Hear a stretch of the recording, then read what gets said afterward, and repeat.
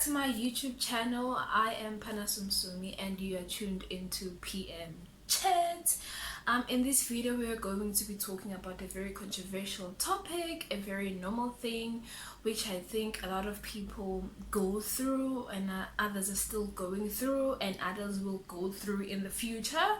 So I think it's a quite relevant topic that we have to talk about and that I feel like I have to talk about, share you guys what I went through, how I dealt with it, how it has affected me.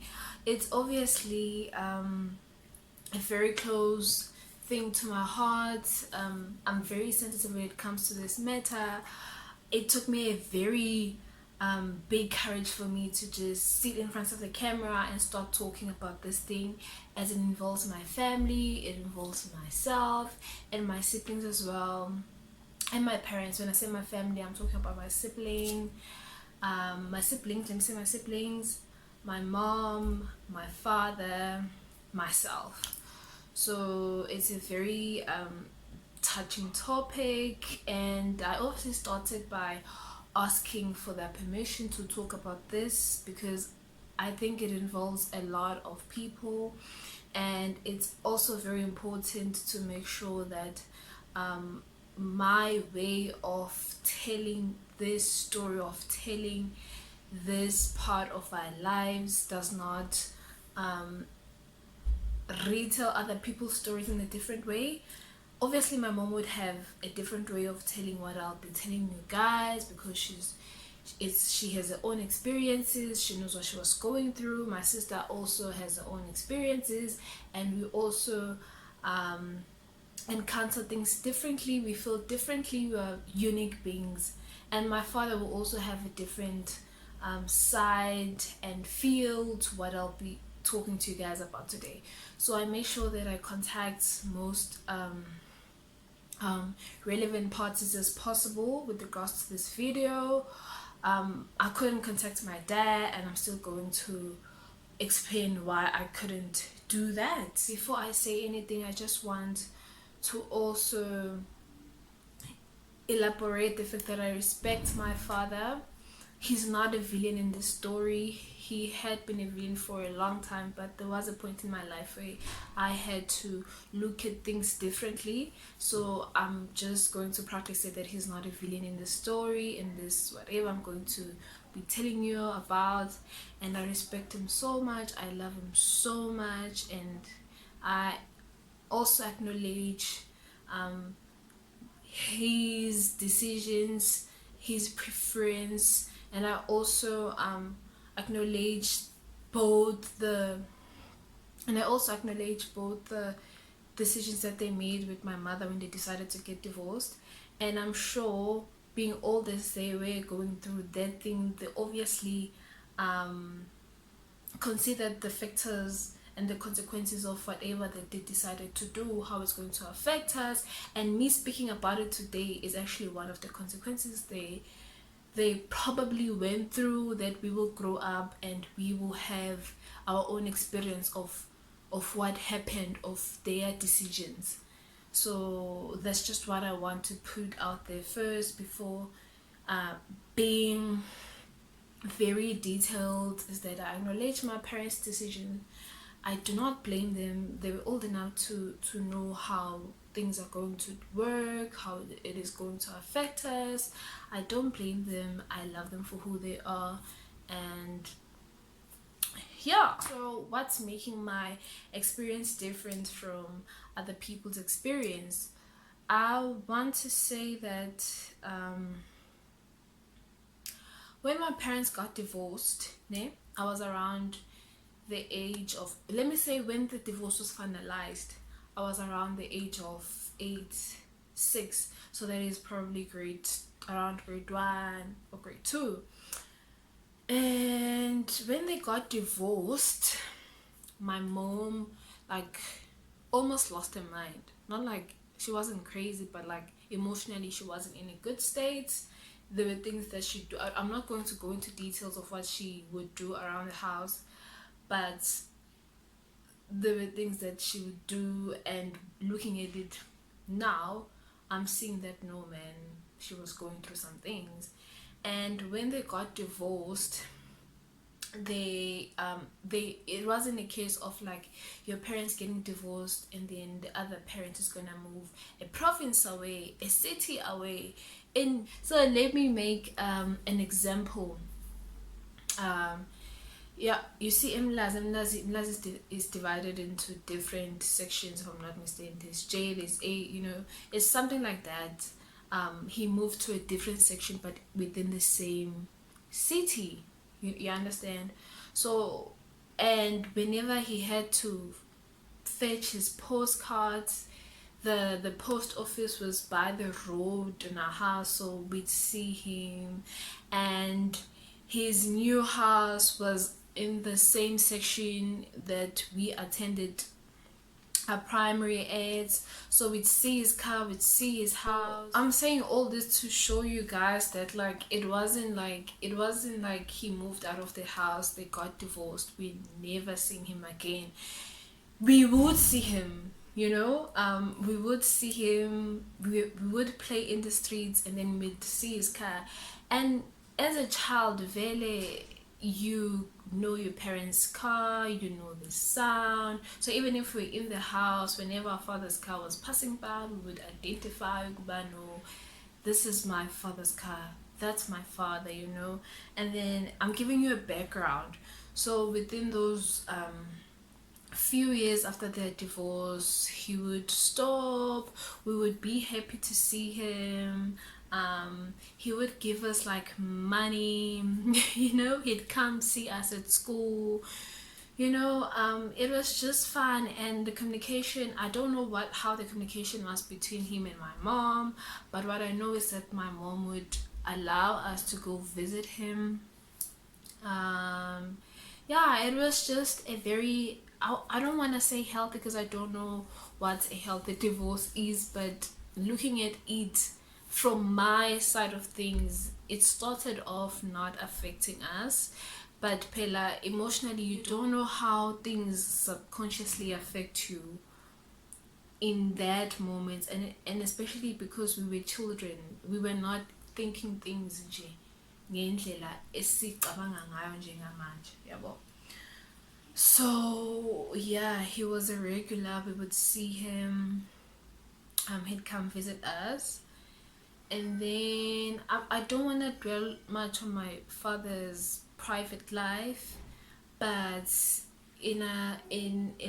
we've had two step mothers.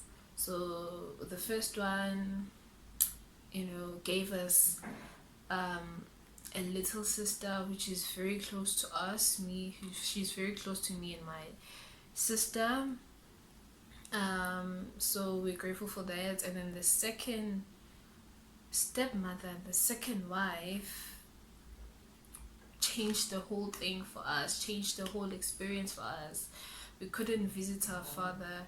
I don't think it was because of her. I don't know the dynamics of their relationship, but I'm saying it because there's no memory of me and my sister and my father and her doing something together. But with my first stepmother, there's memories of us doing something together. She acknowledged the fact that she got my father with children, you know. She acknowledged us as his kids. And fast forwarding to high school, it wasn't a thing to me anymore. I had accepted that my dad, like, you know, wasn't in our picture. You know, and my mother was not a mama who hid stuff from us. So whenever she was struggling, she'd let us know. And being kids that we are, would understand and be like, okay, we see, ma, we understand. Yeah, well, but there was never a case where we like, we don't have food, you know. My mother was, I don't know, I'm not gonna speak about her finances, but like, she never showed us that side of like a struggling single mother, you know. She'd never show us that side unless she communicates it with us, you know. It wasn't physically noticeable unless she'd tell us, go to listen, this month it's tough, it's hectic, you know, I'm not well. But she'd say that when we see, would see these are the things that she does normally in a month. But because she's telling us good financially it's not okay, probably she had to pay for something extra, or we needed something extra, you know, as her children. So I'm just giving you a background about the relationship with my father. Fast forwarding to high school, so we were not speaking with my father, and when we saw each other, like I would get excited seeing him, even after the call, like get excited seeing my father, but he just look at me as a stranger. I don't know why he was looking at me as a stranger, and I'm sure he has something else to say about this. He has this different side of the story. Maybe he wasn't looking at me as a stranger, but to me, whenever I saw him and greeted him, he just looked at me, and whenever his car passing by our street to fetch his postcards from the post office, he'd not say anything. We just nango baba yeah, well, you know, it was just that, and I made peace with it. And then this one time in high school, after our extra class, we decided with my classmates who were my then friends, we decided to just go out and eat after class. And then when we were in town, they saw a man, né? They saw a man in a car, and they were like, that man looks like you. Because I was never vocal about what's happening in my home, you know. There was never a conversation. If you guys would see, there's dad ekaya, there's umama, I'm only raised by your mother, you know. It wasn't even like noticeable. They wouldn't see unless I tell them ukuthi lalela anginayo baba ekhaya. You know, my mother was that mbogodo, you know, in my story, you know, she was a superhero in this story that I'm telling you guys. So when my then friends saw this man that looks like me, they're like, that guy looks like you know. And then one of those friends, we were like, no, this is her father. I know, because they were neighbors. Yeah? So she was like, no, this is her father. Look, my community is very small, guys. We know each other. So imagine spending your entire life seeing your father, or knowing someone who knew what's happening in your father's house and in your house. Like, there was no way I wouldn't have like noticed, or this wouldn't have affected me. Yeah, so she was like, yeah, I know, I work. And then my friends were like, so why are you still sitting here? Go and greet your father, you know. And I was like, no, I'm not going there. They're like, why aren't you going there? This other friend understood why I wasn't going there, and then those other ones were like, no, it's your father, just go there. And I was like, no, I'm not going there. I'm not gonna go and greet someone I know is gonna ignore me. And then one of my friends, I'm very grateful for those people. They were very important to my life at that particular time. So she was like, you are not going to greet your father because you think he's going to ignore you, or you are not going to greet your father because you don't want to. And I was like, no, I want to greet him, but I'm scared that he'll not greet me back, and I'll be embarrassed in front of people, because it was in town. And she was like, are you willing to allow him to change who you are because of something that you think might be a result of what you want to do? In Zulu, guys, I'm trying to translate this in my head. And I was like, there's nothing I can do. I know for a fact that whenever I'm going there, my father's gonna ignore me. He's been ignoring me for years now, and I don't know what's going to change. And she was like, no, just go greet him. If he doesn't greet you back, that's on him. But when as a person deep inside, do what you want to do, and then you will deal with the consequences later, because you do not know when you'll see your father again. So I went there after a long time of looking at each other as strangers. I went there, I greeted him. He was like, hi, nomdai, unjani singila pingosh. I was like, hi, ngiyaphila mdai, you know, ekhaya sikubizana ngomdai, yo. I was like, hi, ngiyaphila mdai, you understand? You know, and I was like, okay, you know, don't judge people. Don't judge people. Don't you ever judge people based on what they did to you in the past. Just do what your heart is telling you to do. Because if I had listened to my doubts that time, I wouldn't have had that smooth conversation with my father, you know. And we speak, you know, we spoke as if he's going to see me.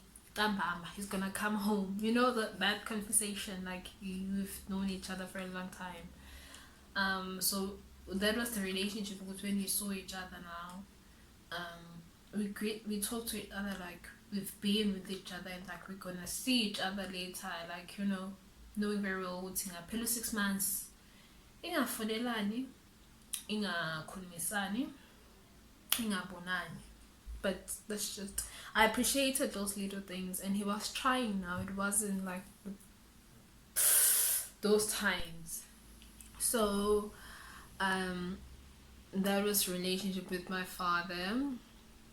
And but just to give you guys some information as well, with my father's side of the family, like my cousins from my father's side, my aunts, we've had a relationship going on. They tried reaching to my mom, reaching out to us, and we started a good relationship around 2015. In that case, I would say they also played a huge role in closing the gap between my father and my father and us. So as much as they wouldn't do his responsibilities for him, they wouldn't play his role for him, but the fact that bengwazi ukuthi ngiye komsomi, yabo, ngikhulume nabantu bakamsomi, given a sense of identity after a long time, it meant a lot for a girl child, and it meant a lot for me, you know. Like thinking of it now, it meant a lot. It's a good thing that I know ukuthi mangifike ekhaya kamsomi ngizothi ubalo, yabo. So that's a good thing as well. Like his side of the family, we're not supportive of his that thing. We're not supportive of that thing, but of my father and his actions. But they tried to better them in every way that they could. Grateful for my aunts, grateful for my cousins, grateful. I love you guys if you're watching this. So how did this affect me? Let's get into real business, because it's my reflection of what I went through. So how did it affect me? Growing up with a single parents like my mother, I wouldn't say it's affected me that much. She was a father and a mother at the same time. She was supportive and all that, you know. She had rules. Benemthetho kamama enemthetho kababa. As a result, I don't go out. I stayed in the house 24/7. Like, that woman is strict, but she's very open at the same time. It's a very weird combo. So I would say she's open. There's some things Vela wouldn't speak to her about because I respect her, but she's open, and we have a relationship going on with my mother. And so how did growing up with my father without my father affect me? I just divided things into 3 categories. So spiritually, emotionally, and physically. So spiritually, Um, I, I, my family, my mother, let me put it that way. Um, I'm from a very Christian, like, family. Like, I have a Christian background. I was born in the church, raised in the church. So I don't think, nah, I'm not gonna, no, it didn't affect me spiritually. Because I honestly don't care that they got divorced. It's their business, as I said. It's what they decided to do. They were old enough to weigh out the pros and cons of the decision that they decided to make. So, nah, nah.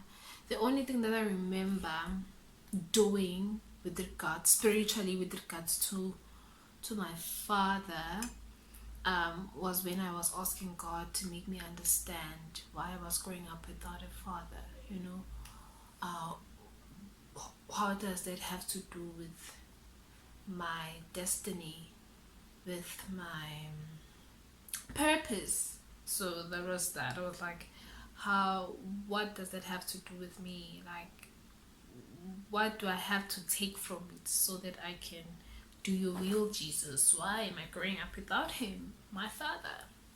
So there was just those prayers. Other than that, nah, it didn't affect me spiritually. I have a very Christian family.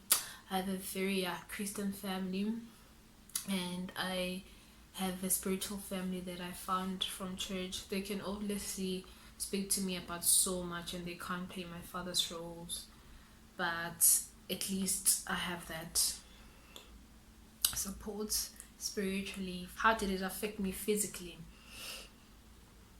I have a supportive family as well. Like, my uncles are generally supportive.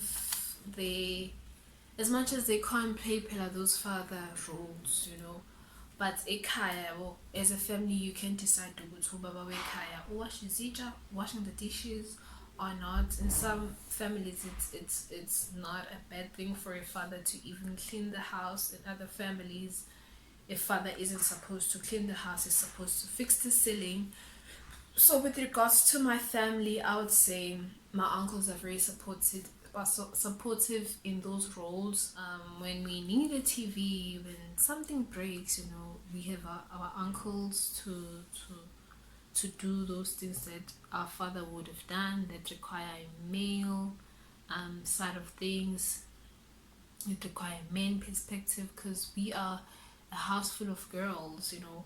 I grew up in a house full of girls, so when we need a man, we've got my uncles. And then,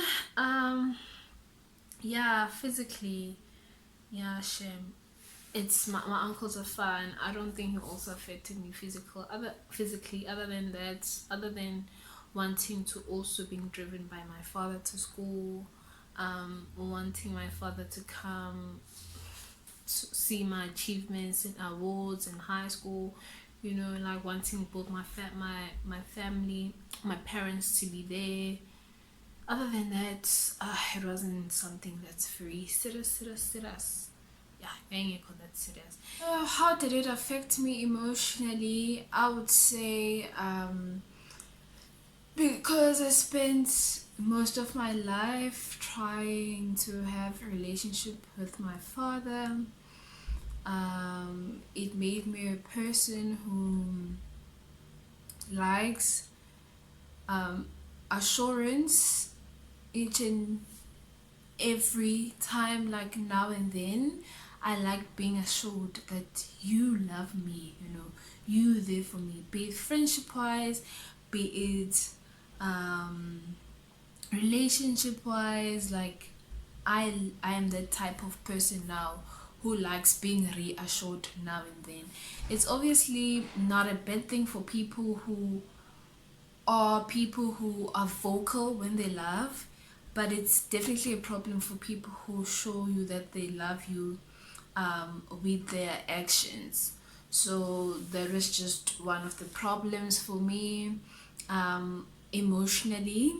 And then I feel a deep need to fight for for a relationship, you know, be it a romantic or um, a, a friendship relationship. Like, I feel the constant need to fight even though I have to let go, you know. So I think those are some of the things that stems from my experience. From that experience, I can't diagnose myself, and I'm sure if I go to a professional person, they would definitely identify other things, or identify these things that I'm saying right now differently.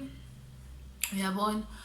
So it's those things I need to be validated. Everything has to be validated. I fight even though there's no need for me to fight for something, even though I have to let go. It's good not giving up. We are born sometimes, but it's not good sometimes to just give yourself, to just give and give and give and give, and not know when to just decide to buy. No, this is not serving me, I'm not doing it anymore. There's also feelings of insecurities now and then. I do feel insecure sometimes. um you know, I'm just saying, in all relationships that I have, like big friendship, big a romantic relationship, and I'm not allowed to be in a relationship. So I'm sorry, mom. But yeah, it's just emotionally, it's just those things that affect the relation that I have with that particular person. I normally feel very uncertain about a lot of things, which which is also in line with the constant need of reassurance, and the constant need to be told ukuthi this is what you need to know about us. And guessing is cat, I find myself overthinking, you know. It made me get used to the fact, it made me get used to hiding my feelings, because I don't think there was a time in my life where I was straightforward with my father and I was like, listen, I don't like what you're doing, I don't like what you did. That time, there was never a time where I confronted my father about everything that we've been through. There was never the time in our lives. And whenever I saw him, whenever we had a chance to speak, I would make sure that I make it worthwhile and not focus on the negative, and not focus on what I was feeling, on what I was thinking about him when he wasn't there, when we were not talking. So I think that's just one of the characters that also stems from that experience. Ukuthi I decide not to talk about how I feel regarding a certain thing, or how I feel regarding what she did to me. I choose to just keep it to myself, to protect our relationship, thinking that I'm protecting our relationship, or thinking that I'm protecting your feelings, and thinking that it's a way of keeping myself happy within the relationship that I'm in, regardless of friendship or romantic relationship, as I said. So that's just one of the toxic traits that I got from these two. Just overthink, you know, have scenarios in my head, confront you in my head instead of confronting you face to face.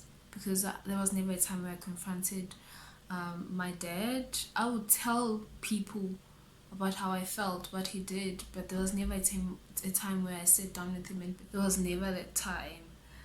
Um, Sometimes it's low self-esteem and feeling unworthy of love, um, low self-esteem, like, you know, there's a lot of things that go on, especially when you start being in a romantic relationship. As I stated, that I don't have a man in the house. We didn't have a man in the house. So everything that I know is from the streets. It's from the streets, or, you know, like, you learn it from the people you grew up around who were in relationships. You learn from other people's relationships, but not your parents' relationship. So you sometimes do doubt yourself. You feel insecure, you feel unworthy, you sometimes I sometimes feel like like I'm not enough, my self-esteem is lowered, and some things, when you try to see things from other people's perspective, and you be like, why would you leave a woman like that? Like, what do men want?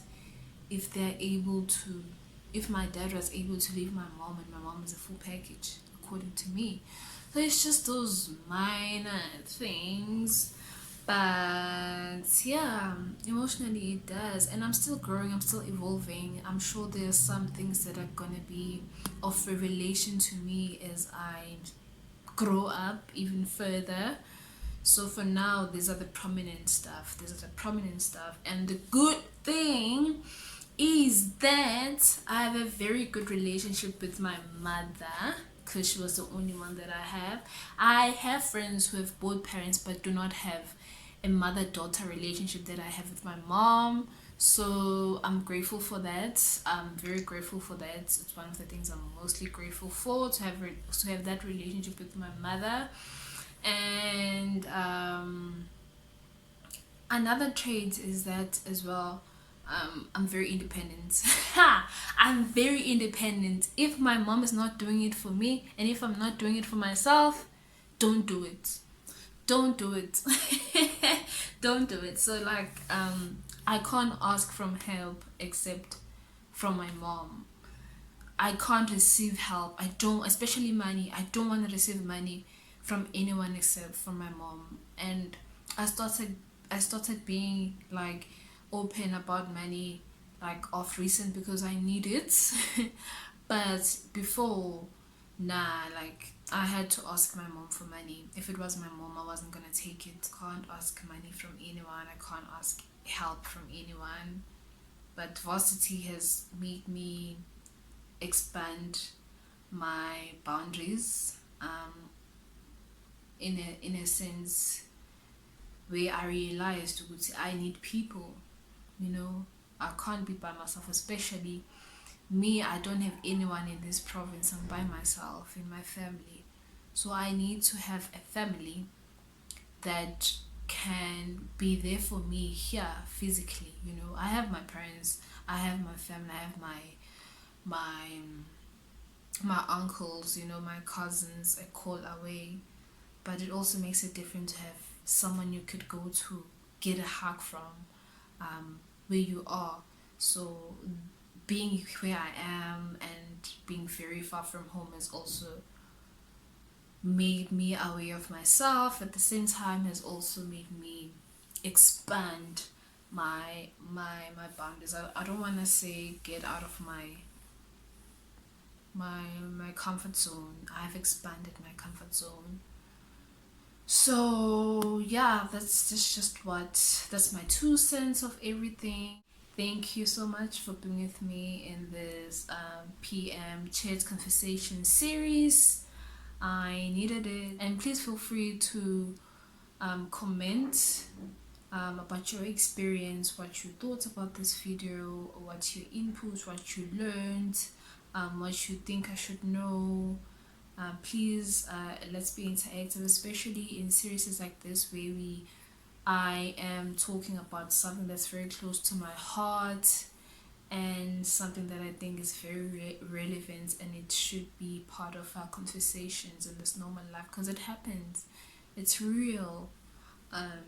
So yeah, please interact, share it with your friends, share it with your family, save it for the future. If you're planning on getting divorced, please make sure that you consider every possibility and every consequence that's going to happen from that decision that you're making. How you're going to raise your kids, what relationship do you want with your kids after everything, the type of person that you want to be in a relationship with, how are they going to fit into the relationship that you want to build with your children. And yeah, thank you for watching. See you next time.